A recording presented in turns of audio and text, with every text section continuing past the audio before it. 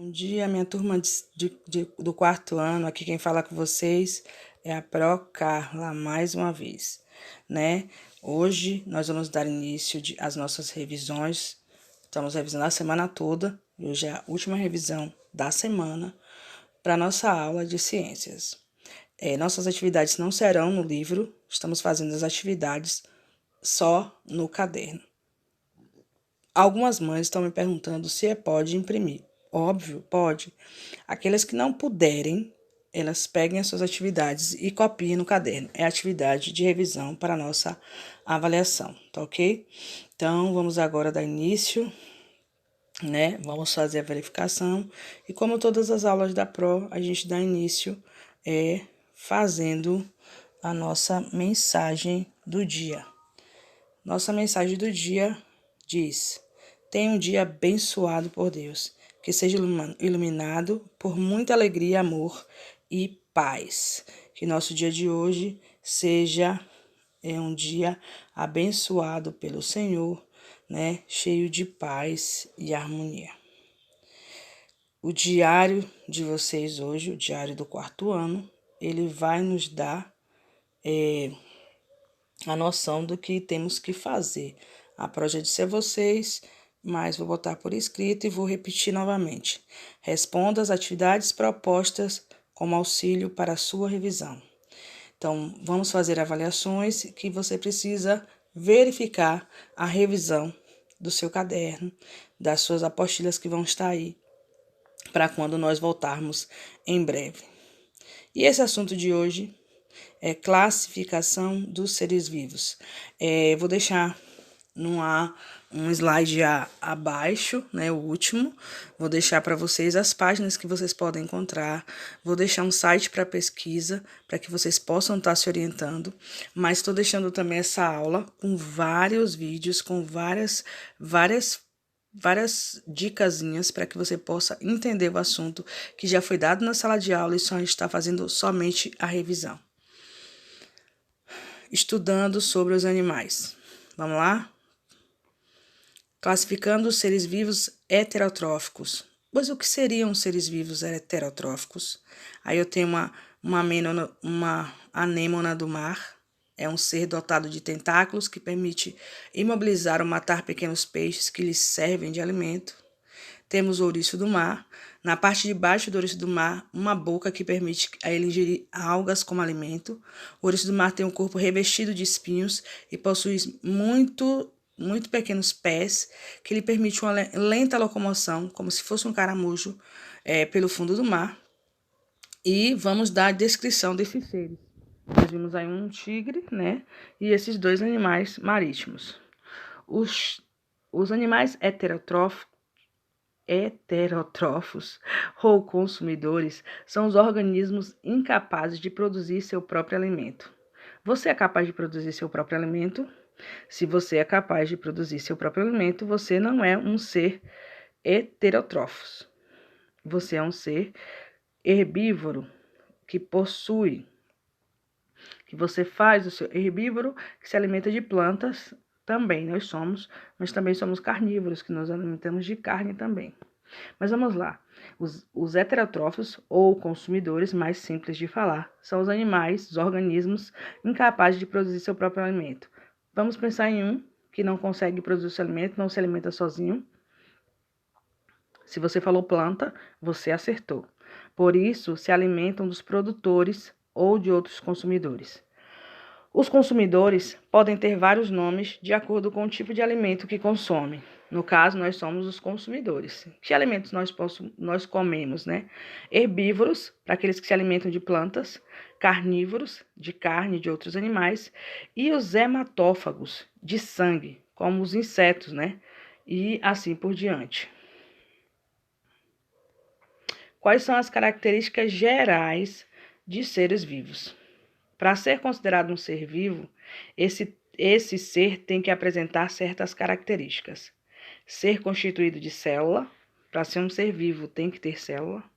Buscar energia para sobreviver. Quando nós nos alimentamos, nós buscamos energia.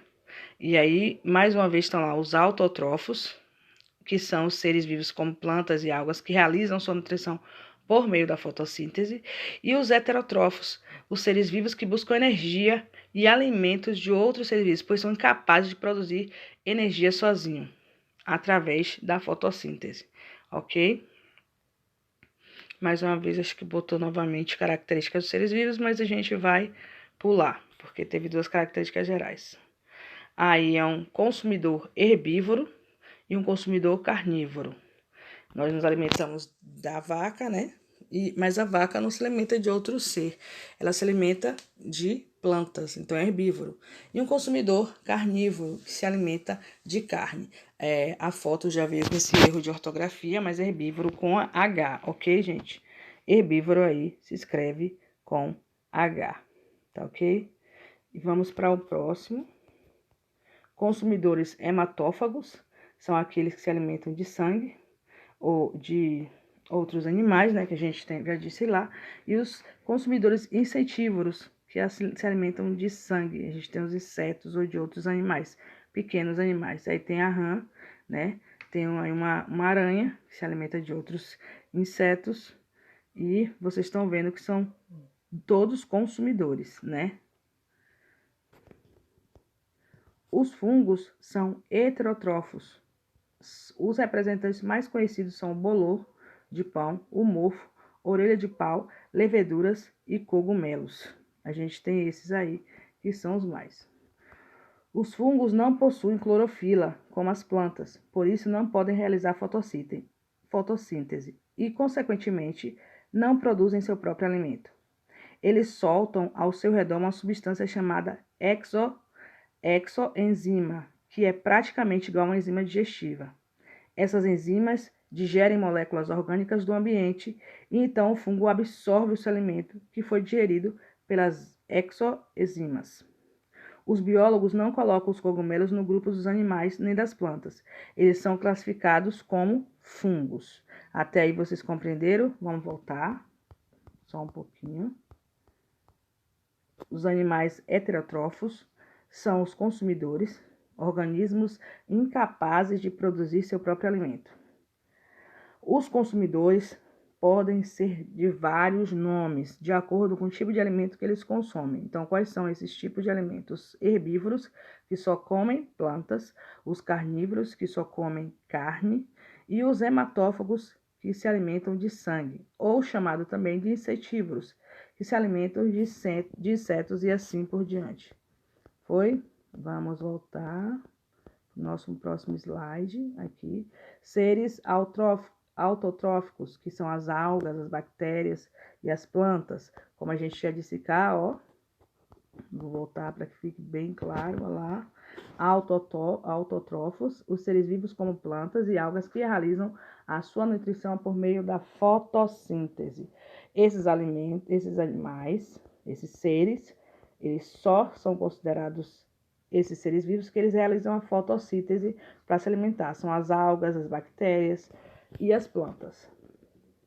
A maioria dos seres autótrofos, algas, plantas e certas bactérias, faz a fotossíntese, ou seja, capta a energia luminosa do sol e utiliza na fabricação de matéria orgânica, ou seja, do seu próprio alimento.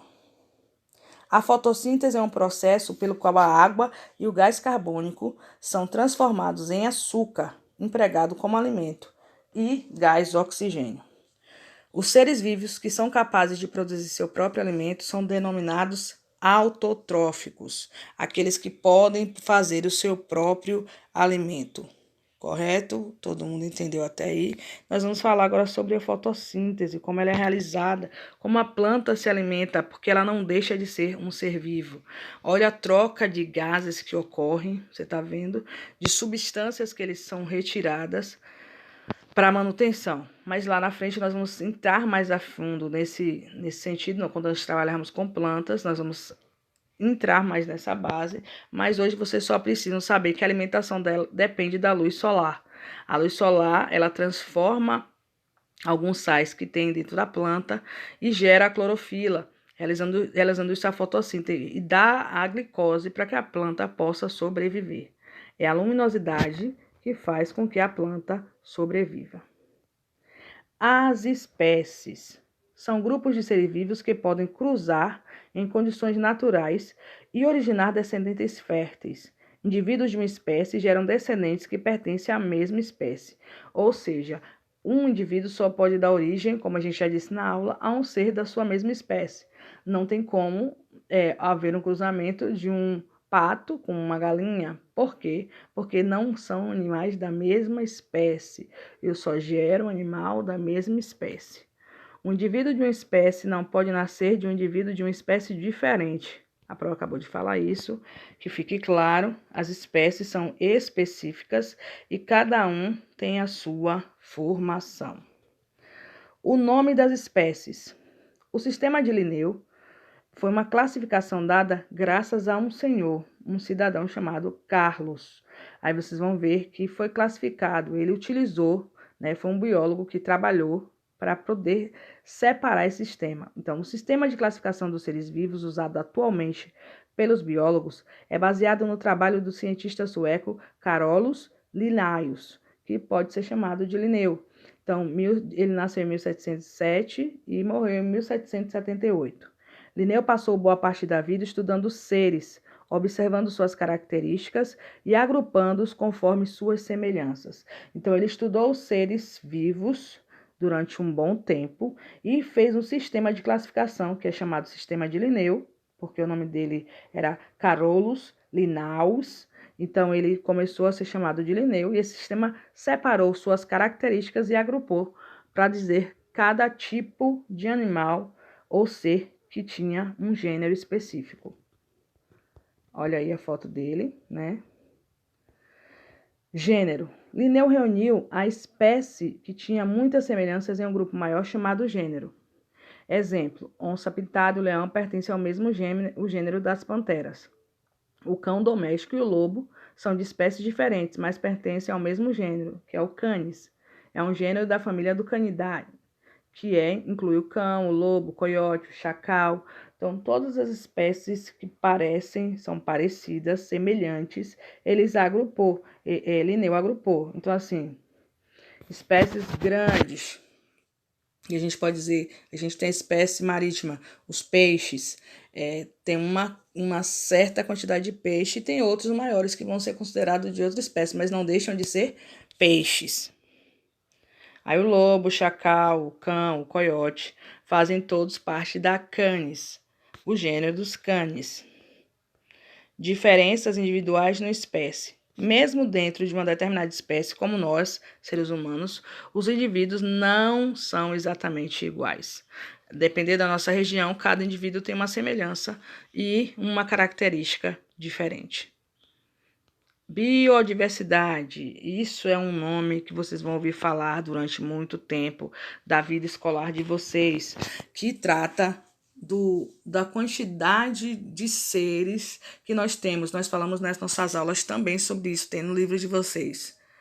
O que é a biodiversidade? É a palavra usada para expressar a variedade de espécies de seres vivos que existem em nosso planeta.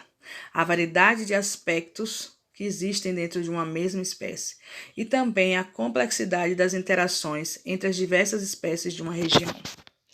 Eu não sei se vocês já ouviram falar, mas eu falei com uma turma há pouco tempo sobre a quantidade de animais que o oceano tem e que nós não podemos contabilizar ainda porque o homem não conseguiu catalogar tantas espécies que há no fundo do oceano. Então, assim, nós temos uma variedade de espécies e que aprendem a conviver junto. Isso chama-se biodiversidade. A variedade de formas de vida é muito importante. Exemplo, a vida seria impossível sem os seres vivos, decompositores, pois eles decompõem as fezes e organismos mortos, liberando no ambiente, na forma de nutrientes, os materiais neles presentes, que agora pode ser utilizado pelas plantas. Cada animal morto, cada micro-organismo morto sobre a terra libera, através dos decompositores, sais minerais e outros tipos de materiais de nutrição para que sobrevivam as plantas.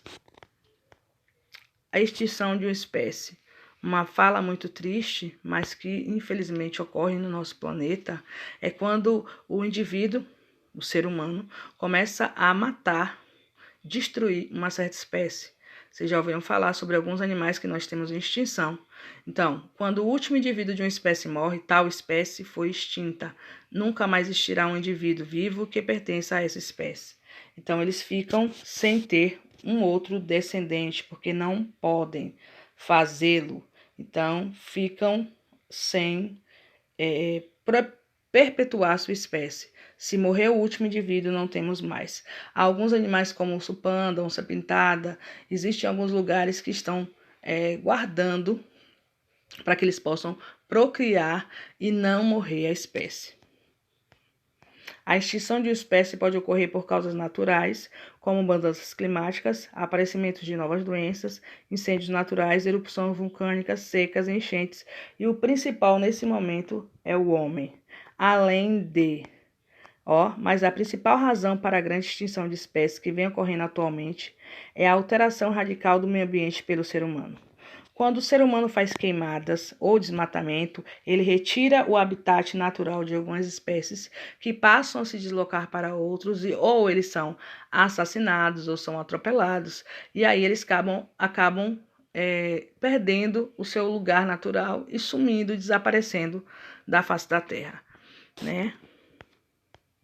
A poluição das águas, isso acaba matando muito dos animais que tem por aí no oceano e que não podem, não foram ainda descobertas e que estão sendo eliminadas porque o seu habitat natural é impossível de sobreviver com a poluição.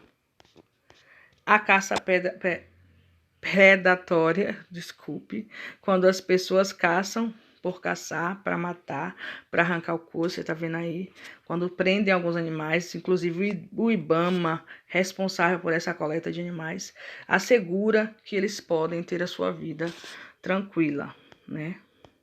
A poluição do ar, essa acaba com os animais, né, que voam, os animais aéreos, porque eles não conseguem, não tem espaço, não há sobrevivência. A poluição do solo, ela desgasta algumas espécies de plantas, porque o solo impróprio não faz com que haja crescimento de nenhuma espécie de planta para isso. Então, a gente perde muita coisa com a poluição do solo.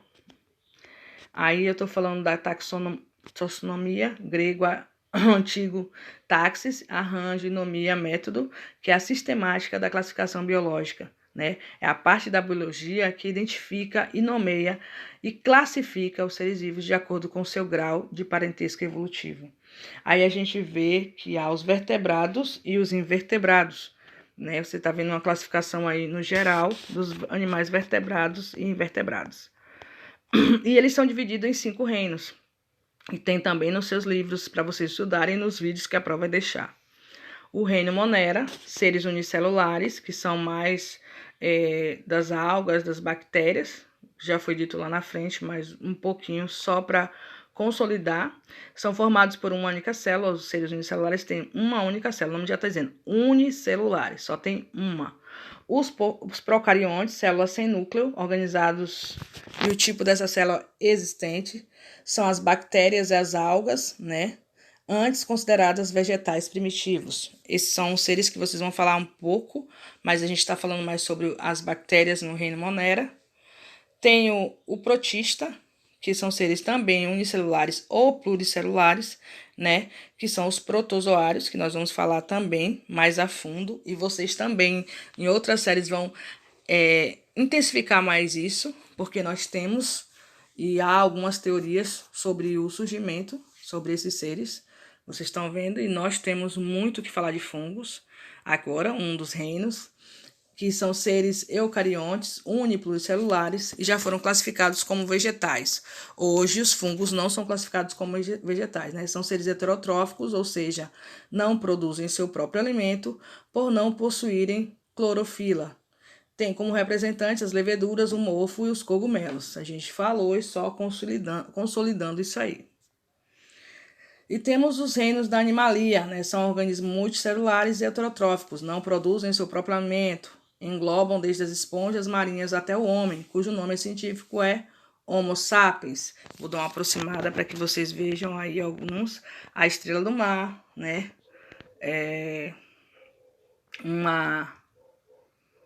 Uma onça, perdão aqui, um peixe, uma anêmona, né? Tem vários aqui animais marinhos, cavalo marinho, tem vários. Temos o reino do plantae, que é o último reino, o reino dos vegetais, o reino mais lindo, desde as algas verdes até as plantas superiores. Caracterizam-se por ter as células revestidas por uma membrana de celulose e por serem autotrófos. Sintetizam seu próprio alimento através da fotossíntese. Ficou claro nisso aí, né? Existem cerca de 400 mil espécies de vegetais classificados. Isso nós temos de grande a médio porte em todo o nosso planeta, principalmente no nosso país. Aí a gente botou, né, para que vocês tenham só uma classificação, é só para conhecimento, não para revisão, entendam, só para que vocês conheçam o reino, filo, classes, ordem, família, gênero e espécie. O reino é um grande dos filos, o filo é um grupo de classes, a classe é um grupo de ordens, a ordem é um grupo de famílias, a família é um grupo de gêneros e o gênero é um grupo de espécies. E as espécies é um grupo de indivíduos semelhantes que se reproduzem entre si, gerando descendentes férteis, ok? Aí eu botei um resumo dos 5 reinos para ficar bem mais claro como eles são, as características e alguns representantes, alguns exemplos. Botei outros, né? Aqui, ó, plantais são todos vegetais, animalia são todos animais, os fungos, protistas, protozoários e certas algas, e monera, as bactérias e algas azuis. Nossa atividade de revisão para fixação, eu vou andar também em PDF para vocês, estou botando no slide, estou botando aqui na aula. O ser humano depende da biodiversidade, justifique sua resposta. 2. Que motivos temos para conservar a biodiversidade? Se não tivermos a biodiversidade, por quê? O que vai acontecer? Que motivos levam os biólogos a classificar uma roseira como planta e não como animal? Por que a roseira é planta? Uma samambaia, um macaco e um cogumelo são muito diferentes. No entanto, todos eles não são seres vivos. Que características eles possuem para serem considerados seres vivos? Nossa, está muito fácil. A anêmona do mar é um ser autotrófo ou heterotrófico. Você vai falar. A anêmona do mar é um animal ou um vegetal?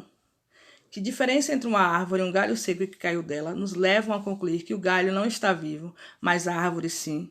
Justifique sua resposta, isso é muito importante. O ouriço do mar é uma planta ou um animal? Justifique. 9. Os fungos são organismos que vivem em lugares úmidos e formam tapetes verdes sobre rochas, barrancos e troncos de árvores. Embora vivem em locais sem sombra, eles dependem da iluminação, pois realizam a fotossíntese. Aí você vai marcar qual a alternativa correta. Os musgos são autotróficos ou heterotróficos.